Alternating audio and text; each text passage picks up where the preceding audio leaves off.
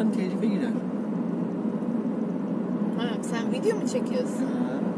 Ha. Açmak istiyorsan aç. Ben sadece para kazanmam diyorum. Ki zaten ne kadar para kazanıyorum. Ne yapayım, açmayayım? Aç, sen bilirsin. Zaten en... İstediğin bir şarkı var mı? Sen bilirsin. ASMR videosu koyarız. Yani insanlar...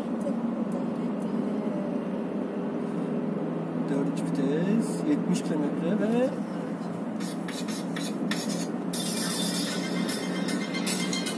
Ne açtınız? Konuşanlar bak.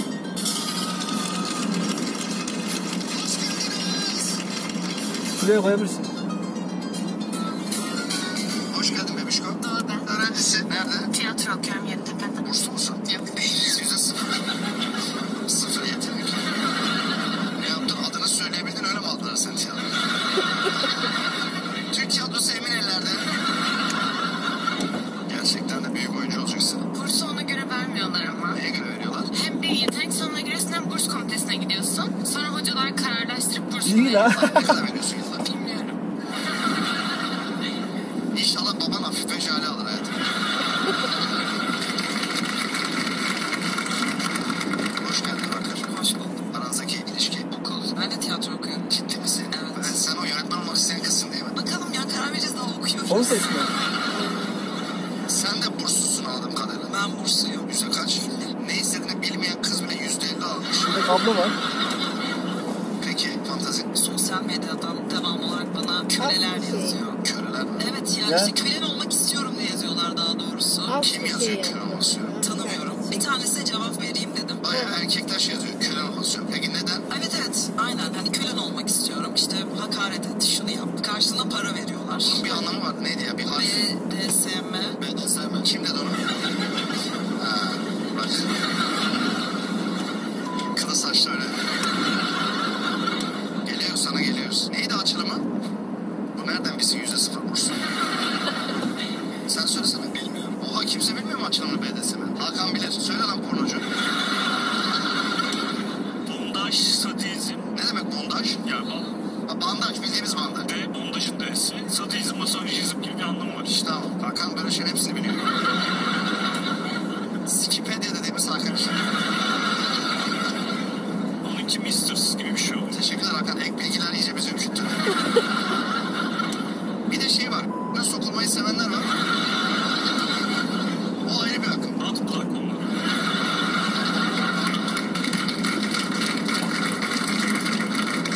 Tanıyabilir miyiz seni? Engin. Ne iş yapıyorsun Engin? Çalışmıyorum. Bizden geçiyor. Ne demek o? Zenginim abicim ya. Çok tehlikeli bir işliğe geldim gibi. Neredesiniz abi? Muş. Sen ne iş yapıyorsun? Mobilya sektörü. Fantezinizi anlatın bakalım. Jennifer Lopez'le böyle bir Anadolu'nuz. Merak ediyorum ya. Ya yanlış anlamayın abicim yani. İstiyor bak. Yani o götü merak ediyorum gerçekten. Yanlış anlamayın ama. Yanlış anlamayın. Abi yani 12 milyon dolara nasıl şey yapıyor yani? Sigortalatıyor evet. Hayatta en utandığın an. Yanlışta tabii düğüne gitmiştik, halay çekmiştik. Nereye gitmiş? Nereye gitmiş? Anlayana kadar abi 3 saat geçmişti yani. Hoş geldin. Adın ne? Benim ismim Tuğçe Almila. Kimle geldin? Tek geldim. Neden tek geldin? Sevgilim yok çünkü. Niye yok sevgilin? Erkeklerin üstüne çok geliyorum herhalde ben. Ama o iyi bir şey. Kulağa güzel geliyor. Hayır, o anlamda değil. Çok baskın kızı sevmez kimse. Bizim Hakan seviyor. Bir tek o da işte BDSM. Fantezi söyle. Fantezimi söylemedim de biz şikayem var ya. Anlat bakalım. Bir arkadaşım dedi ki, bir arkadaşım var, iyi olursunuz falan, tanıştırayım siz dedi. Olur dedim. Nasıl, onun gibi miydi? Böyle saçları arkaya doğru, böyle sakallı, kirli sakallı, geniş omuzlu falan. Oo, tam barzo seviyor. Nargile şu. Evet. Tamam dedim. Ondan sonra seni dedi Zincirli Kuyu metrobüsü bekliyor olacak dedi. Neyse ben indim metrobüsten. Dörtçüleri yattı, bekliyor dedi. Tamam, bindim arabaya. Merhaba dedim, merhaba dedi falan. İlerledik. Her antiyi anlat. Sonra böyle adımımı attım. Sonra diğer adımımı attım. Oğlum daha sürükleyici anlatır mısın Allah istersen? Kaçarlar tabii. Biz 10 dakikada yapıyoruz. Neyse işte ondan sonra belli bir süre ilerledik. Arkadaşım aradı. Çocuk seni bekliyor diye. Dedim ya abi söylesene hani ben değilim falan filan. Ne bileyim dedi. Bindin arabaya, güzel dağıtıyorsun dedi. Saçı tipi senin hoşuna gitti mi peki? Evet ya, aynı gibiydi. Devam etseydiniz. 1,5 yıl devam ettik, sonra bitti. O yanlışlıkla bindi. Ya bunlar nasıl kız ya? İçermiş ya. O çocuk ne oldu diğer gariban? Ya Ece'ye telefon açtım. Dedim ki ya kusura bakmasın ya dedim. Hani Kader dedi. Ne iş yapıyordu o yanlışlıkla arabasına bindin? büyük bir ticaret merkezi vardı orada. Yanlışlıkla bindin acaba arabaya? Araba ne markaydı? Yanlışlıkla binmez zaten anladın mı? Yanlışlıkla binmiş be inanılmaz ya. İyi yere kapak atmışım. Ne olmuş bir sene sürmüş kapak olmuş sonunda en son. Sonra gene ben aldatıldım. Ben bir şey olmadı. Yine Şile'm alınmış yanlışlıkla arabasına biner. Ne yapıyor lan o durak durak dolaşıp haltı mı?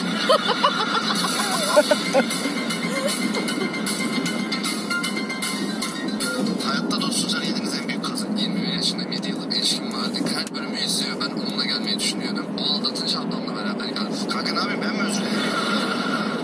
Ama abi sizi izledikten sonra bozulduğunu düşünüyorum. Çünkü hiç öyle bir kız değildi. Biz niye o zaman rahip gibi yaşıyoruz? Niye böyle büklümüklü? Büklücü ki normalde. Seni aldattı nasıl yakaladın? Bir çocuk vardı işte. Ben Sen hep nereden izliyorsun çıkarıyorum. bunu? Onun hesabından çocuk geri ekliyor. Ben de çocuğa bir merhaba yazdım. Beni geri aradı. Ve işte ben onunla 6-7 aydır flörtleşiyorum. Tam onunla sevgili olacakken beni engelliyor bir anda. O engelleyen kişi de ben. O sevgilinin hesabından engelliyorsun. Aynen. Cesarete bak lan sen Instagram hesabına girebildiğin anda aldattı seni. Mesela veriyor yarım saat içinde değiştiriyor. Yemin ederim korktum kızdan ha. Adı neydi? Söyleyemem abi. Yusuf Yusuf da ediyorum bir yandan yaşlısın ama. Abi şimdi abileri tanıdık. Aynı ortama girip çıkıyoruz falan. Sıkıntı olmadı. Ben hemşire zeki olduğu için. Buradakilerden biriyle yemeğe çıkacak olsan hangisi en son aday olurdu? Benim anne olurdu abi. Almila olurdu ilk çıkacağım. Yok son çıkacağını sordunuz ya. Salak. Şunu yeniden ısıracak. İlk peki kim olurdu? Abi olurdu ya. Valla ben seviyorum. Bu hatta yaptığınız en büyük kötülük. Sevgilimin kredi kartı hesap bilgileri telefonda kayıtlıydı. Ayrıldıktan sonra yüklü bir miktarda alışveriş yaptım. Ne kadarlık yaptın? 25.000 TL. Oha. Oo. Tebrikler. Ne tebrikler lan? Adam ayrılmışsın, boşanmışsın, 25 balık alışveriş yapıyor. Hırsızlık gibi bir şey oluyor lan bu.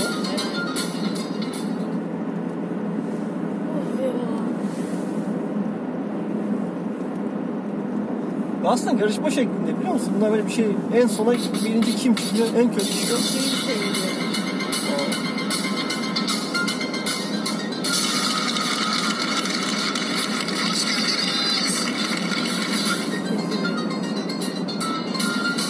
Hoş geldin bebişko. Doğru ben. Öğrencisi nerede? Tiyatro okuyorum Yeditepe'de. Burslu musun? Yok değil. %0. Az önce dediğin değil mi bu? Evet, evet.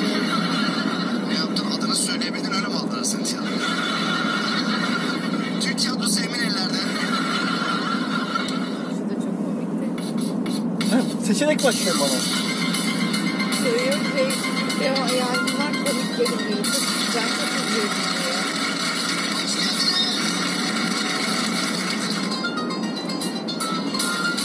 Senin gözlerine dövme mi var abi şu arada?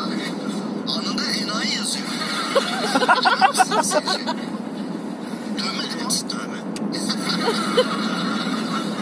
Adı ne? Adem ben. Ne iş yapıyorsun Adem? Moda tasarım öğretmenliği mezunuyum ama öğretmenlik yapmıyorum. Ne yapıyorsun? Ablamla birlikte geldim. Hoş geldiniz. Siz çok klasik duruyorsunuz da kardeşiniz çok sıra dışı duruyor. Enayi dövmesini yaptırmak istediğinde çok karşıydınız mı? Ciddiye almadım çünkü bir takım olaylar olduğunda hep diyordu ki bir gün alnına enayi dövmesi yapacağım diyordu. Hangi büyük kasktan sonra enayi yazdırdın? Bir gün böyle pencereden aşağı sokağa izliyorum. Ama gerçekten şu an o olayı hatırlamıyorum. Neydi yani? Hani bir arkadaş mı? Kız mı? O mu? Bu mu? Lan dedim benim alnımda enayi mi yazıyor dedim. Ondan sonra bir şey olur ya böyle bir ampul yanar ya falan. Lan dedim niye olmasın? Ben dedim bu dövmeyi yaptırayım. Gözyaşı değil mi? Ne dövmesi? Çitanın gözyaşları. Neden çitanın gözyaşları? Bu hayatta hep hızlı koşuyor. Sorun olduğumuzu düşünüyorum ya. Bir de oğlum bir sürü hızlı koşan hayvan var. Tavşanlar da hızlı. Abi çitalara hayranlığım var. Çok seviyorum. Gözyaşıyla ne alakası var? Ama çitanın gözyaşı sadece gözyaşı değil ki. Ya çita avını yerken ağlarmış, gözlerine yaş geliyor. O mu ayrıldı sen mi? Birlikte Yani ayrıldık. yediği hayvanı Aklımda var bir şey. İkisi de ağlarmış. Kulağımın arkasına realist Timsah başlar gözyaşları oturmayı gibi. düşünüyorum. Bir kulağımın arkası kaldı. Kardeşim ama lafı geri söylemiyorum gerçekten yaptıracağım. Ben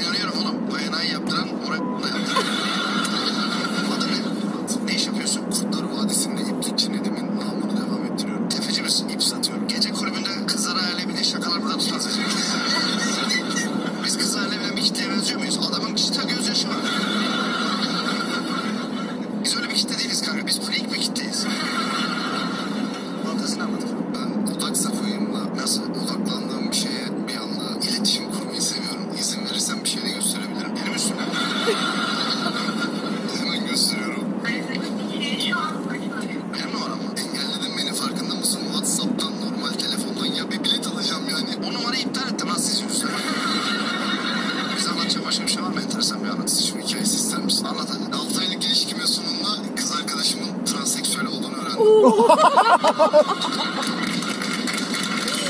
ay sonra. Nasıl? Bunu yayınlayabilir miyiz? Tabii ayrıldım mı? Ya ben bunu nasıl yakaladım? Yakaladı. Bir akşam oturuyorduk. Çantası döküldü. Çantadan yere kimliği düştü. Kimliğini aldım yerden. Fotoğrafa bir baktım. Yerden tanıdık geliyor. Kafamı çevirdim. Fotoğrafa baktım. Fotoğraftaki kişi bir tanıdık geldi. Tanıdık gelince şaka yapıyorsun dedim. Çıktım dışarı. Tanıdık nereden geldi? Ben onu daha çok merak ediyorum. Transseksüel olan arkadaş o kimlikteki kişiymiş aslında. Sen? Merhaba, Ceren ben. Ne iş yapıyorsun? Öğrenciyim. Nerede? Atlas Üniversitesi'nde. Fantezi. Ben şey istiyorum ya, bütün böyle kaslı erkekleri alıp sırtlarını dönsün, bütün kelebeklerine dokunayım istiyorum. Üçgen vücudu Kelebek hazır. de lan. Bizim için kelebek değil de arkadaşlar. Ha, bunu üzerine mi gösteriyor? Bu üçgen vücutlarda kelebek şeklini alıyor ya, bu Instagram'da görmüşsünüzdür. Yani aynada görememişizdir de hiçbirimiz. Herkesin yağ tabakası. Bizde o şey, sansar. Kelebek göstersene bize.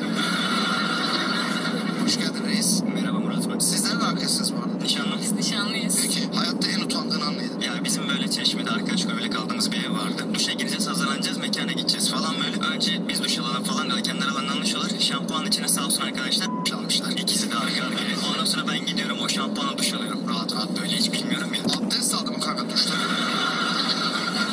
Abdest alacağım diye girip abdest alırken cenabet olman da...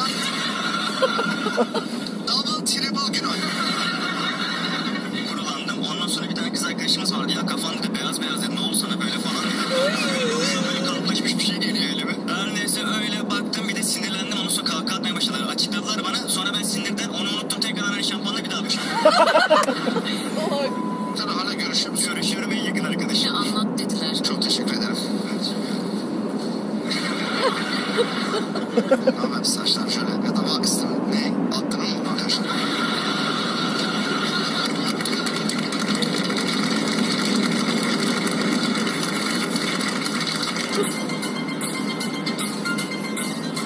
Çitalar çok mutlu musun?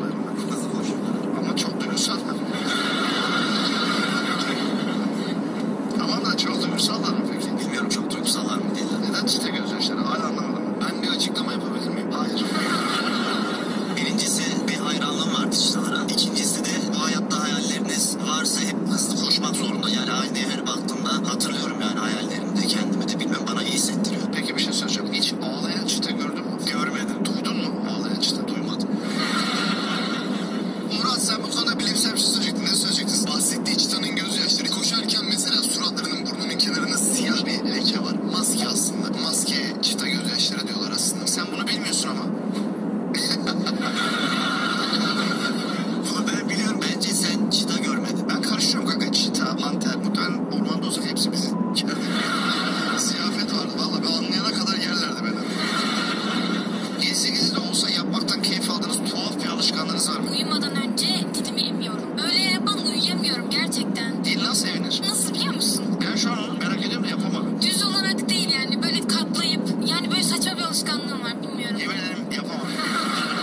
Yapabilir miyim? Yap. Çocukluğum boyunca annemin geceliğini emerek büyüdüm. Ne yaparak? Annesinin Adam geceliğini içinde emerek fotoğraf- büyümüş. Sapık da ulan Sonra kelebek. ağlamandan anlamadım. Evet belli bir yaştan sonra da geceliğe son verip dilimi emerek değil nasıl emeledi? Hayır öyle değil. Yap bakayım. Yapamam şu anda. O zaman tarif et Murat yapsın. Ya bak ne yap biliyor musun? Dilimi yukarı katla damağına öyle.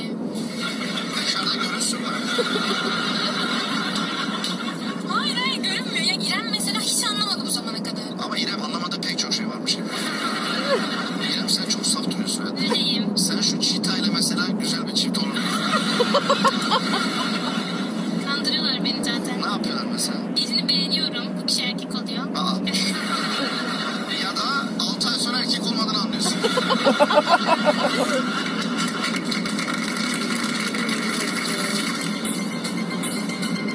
Tamam bir tane.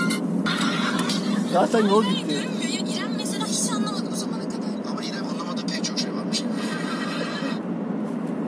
Çok komik ya. Komik de.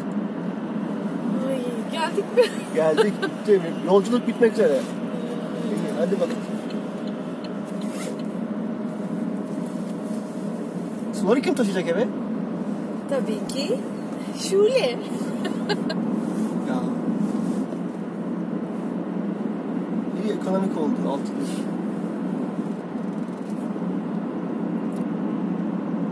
Şurası da çalışıyor mu çalışmıyor mu belli değil ya. Çalışmıyor bence. Adamlar vardı. Çok ruhsuz gibi ya. Böyle Luna Park mı? Koyu bir rengi var. Cıvıl cıvıl olması lazımdı. Bostancı Gösteri Merkezi'ne gittim. Luna Park. Bostancı. Var mı hala Bostancı Gösteri Merkezi? Tabii var. Orada Luna Park vardı. Ha, orası. O kadar şey ki.